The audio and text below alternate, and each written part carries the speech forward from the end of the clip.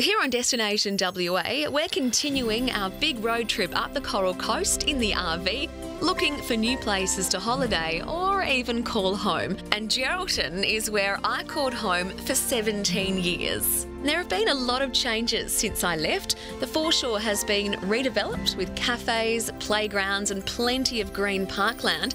The beach sits on one side, the town centre on the other.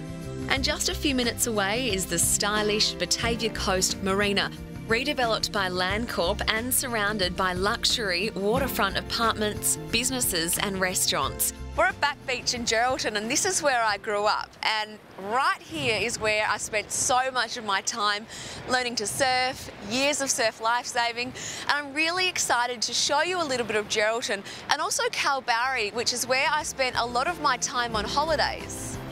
Back Beach, or Backers, is a bit of a Geraldton icon. Warm water, an entire stretch of beach all to yourself, and that world-famous sou'westerly that makes it one of the world's top spots for kite surfing and windsurfing.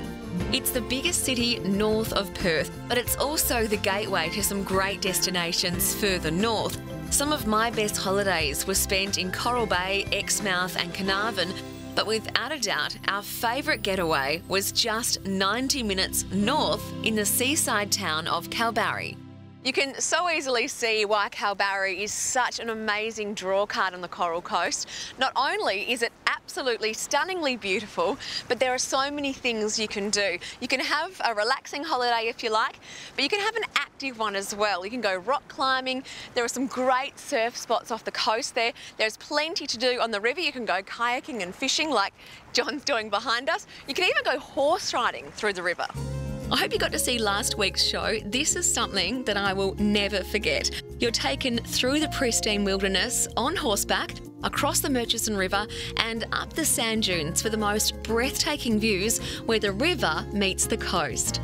And the coast is a major draw card for the world's best surfers, especially the famous Jake's Point, one of Australia's most powerful left-handed breaks. And it's all set against the backdrop of Kalbarri's spectacular 400 million-year-old rock formations. Some people love Kalbarri so much they stay a little longer. They call themselves sea changers who've fallen in love with the very laid-back lifestyle. Kevin, it's a work day. What are you doing here? Well, we knock off a little bit earlier than most people probably in Kalbarri. We run 9 till 3 at the shop, so I can't complain. You searched all over the state before settling on Kalbarri? We sure did. We searched high and low. We needed somewhere with a really good medical centre for the kids' health and our own, of course, and a really good school was really important, and the schools here has just been fantastic.